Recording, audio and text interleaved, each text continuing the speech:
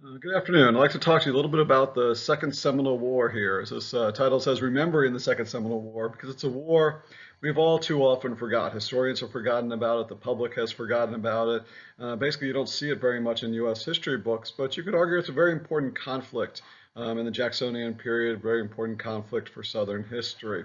Here are two depictions of it. One is here a battle here during the war, and then on the bottom right is how I and also Dr. French got interested in this. I think these are the Dade Mounds in St. Augustine, where supposedly all of the men who died in the conflict were interred here. This conflict takes place, as it says, from 1835 to 1842.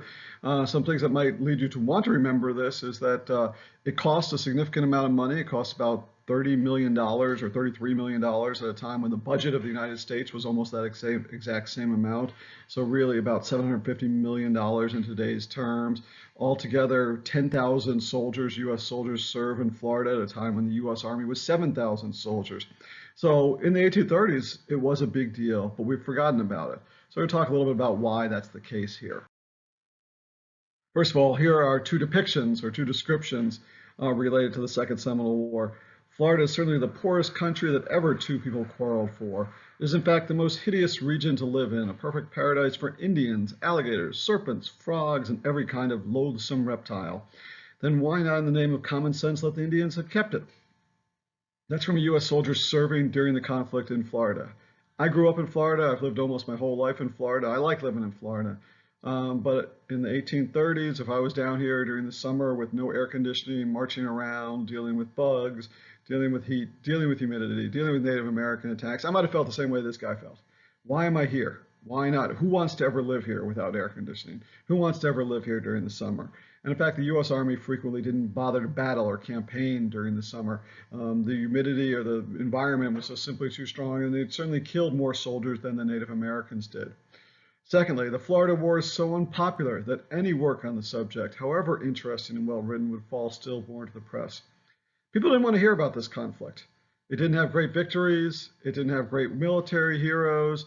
So really, it doesn't really matter if you have a captivating narrative about it. People like success stories. And so we're going to talk a little bit about that too as well here. So if you talk about the Second Seminole War, probably a couple questions might come to head immediately. First of all, who were the Seminoles? If you were in Florida in fourth grade, you took Florida history. And if you take Florida history, you learn about the early Native American tribes, the Tequesta, the Tocobaga, Timucuans. You don't learn about the Seminoles in the 1500s, 1600s, 1700s. Why not? Because they weren't here. They were not one of the original Native American tribes in Florida. And in fact, in some ways, the Seminoles are a creation of European settlers in the United States. Sometimes people talk about the five civilized tribes. Civilized, you can probably put air quotes there because they're civilized by Western standards. And those are the Creeks, Choctaws, Cherokees, Chickasaws, and the Seminoles that dominated the Southeast in the 1800s. The 1800s, in the 19th century. But they were not the original tribes there. And in fact, when you look at the Seminoles, we're not even clear where their name comes from. Perhaps one stipulation it might come from the idea of Cimarron, meaning wild one, runaway, maroon. And the idea is that they were an offshoot of the Creek tribe. Europeans named the Creeks because they lived on a river, and then these were people who separated from the Creeks and moved south into what we call Florida today. The Seminoles were actually, even when the United States invades Florida, there were actually a series of tribes across the states, but it was just simpler for the United States to unify them all and call them all Seminoles. Eventually, they all adapted, or many of them, most of them adapted that name. So it's really a group of tribes that had different leaders, different names, that the United States, it's always easier to deal with one leader, one tribe. And so the United States decided to make that tribe the Seminoles. So you have the Seminoles here, let's say in the 1830s. The other thing, we call this the Second Seminole War. Obviously, it begs the question of who the Seminoles are, but it also begs the question of, hey, was there a first Seminole War? And yes, there was. So why is this the Second Seminole War?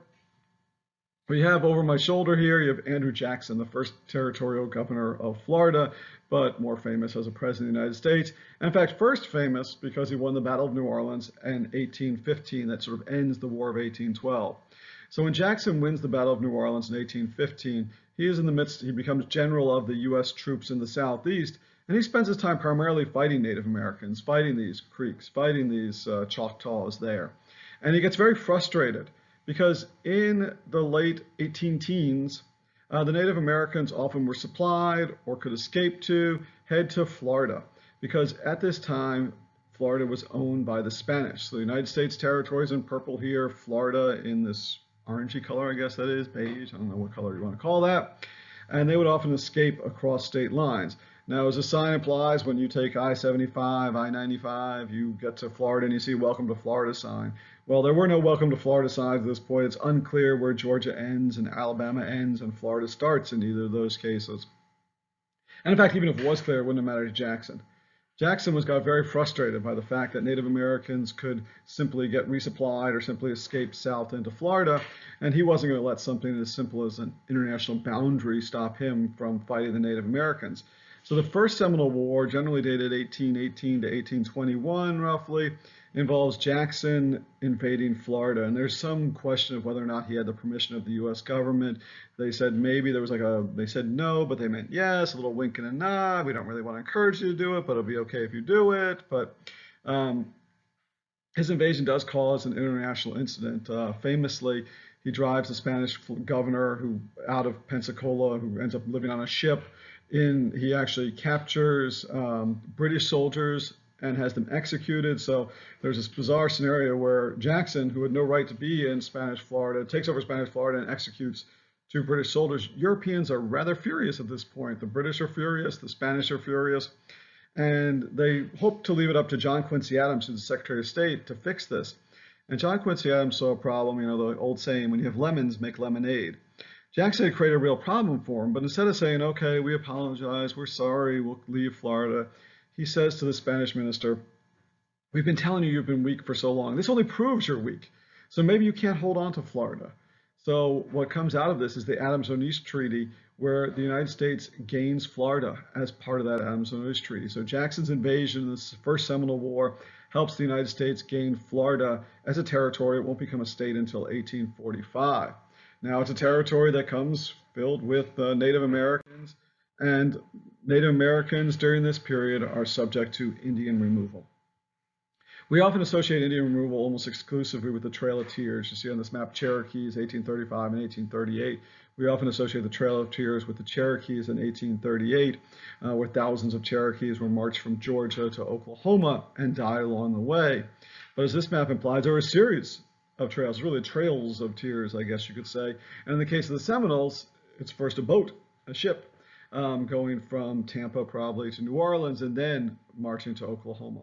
And the idea behind Indian removal is that Indians could not become civilized. Indians didn't understand land ownership, didn't understand constitutions, didn't understand Republican government, and they were an obstacle there. And then some humanitarians say, well, you know what? The United States and Native Americans can never coexist. So for them, Indian removal was the alternative to Indian removal was extermination. So they saw themselves as helping the Native Americans. I don't think Native Americans necessarily agreed with that argument, but the argument in the 1830s was that all Native Americans, 100% of the Native Americans needed to move to Oklahoma. Any Native Americans that stayed in the East and proved that they could be civilized, specifically the Cherokees, really just showed that the whole policy made no sense. So the idea is you couldn't leave some behind, because if some Indians could survive, some Seminoles could survive, some Choctaw could survive, maybe they all could survive in the East. So it had to be an all or nothing policy. And in this case, the all or nothing policy really was a series of treaties in different times in different places. In Florida, the first of the treaties actually does not involve moving Native Americans. The first of the treaties, Moultrie Creek in the 1820s, involves putting the Seminoles on this sort of yellow reservation here. I don't think they really called them, not in terms of what we think is Indian reservations today, but in this map it even calls it a reservation. And you notice immediately that this is in the center of the state. The Seminoles actually previously lived in the north part of the state. You'd also notice that it doesn't have not on the coast anywhere. The idea here is this way the Seminoles could not be reinforced from Spanish Cuba or elsewhere. They couldn't get weapons, they couldn't get supplies. And the idea is they would live here, and whites would not bother them, they would not bother the whites, and that's how it worked from 1823, except that's not Indian removal. So later on, the U.S. government has, specifically in 1832, has some Seminole leaders go to Arkansas and Oklahoma and look at land there. And they kind of force them to sign a treaty and come back. And that treaty basically says that Seminoles will leave the state of Florida in 3 years. Now, the leaders would say, A, they were coerced to sign a treaty. B, they didn't speak for all Seminoles. They said we would go there, we'd come back and consult with Seminoles. C, they didn't speak for all Seminoles. Not all Seminole leaders went, not all Seminole leaders accepted this. So you have this period from 1832 where the Seminoles are given 3 years to leave the state of Florida, and they don't do it. And that's going to cause tension here in a second. The other issue not only is the idea that this is a war with Native Americans, but General Jessup says at one point, this is a Negro, not an Indian war. And the idea here is that African-American slaves escaped into Florida, both while the Spanish owned it and even after the Spanish had given it up. And the argument is that the Seminoles are not just a European creation, but they're also a mixed race creation. And you have some black Seminoles. You have Seminoles who are of mixed race. Now, when slaves escaped from Georgia into Florida, into the Seminoles, sometimes they were returned. Seminoles might get a reward. Sometimes they're enslaved by the Seminoles, and sometimes they are incorporated into the tribes. But the idea that Florida provided an escape valve for slavery was problematic. People often ask why there are not more slave rebellions in the United States. And one of the reasons is because there's no place to get freedom. There's no place to make a maroon community. There's no place to get, somewhere where you're not going to, you're going to survive. But Florida did represent, at least in various times in Florida history, a place where maroons could go. And this caused problems for slavery. So you have slavery and Native American tension going on here. This comes to a head in December 1835. This is the time where it's going to be, okay, time for the Seminoles. They're supposed to move.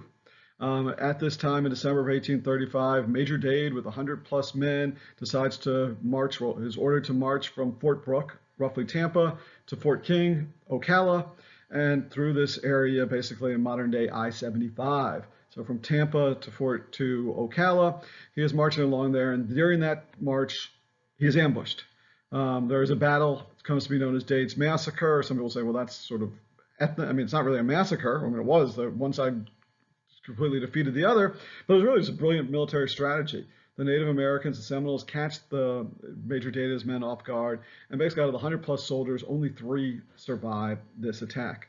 And it was most likely the Seminoles and Europeans were going to come into conflict at some point, but this pretty much guaranteed that conflict was going to start in December 1835.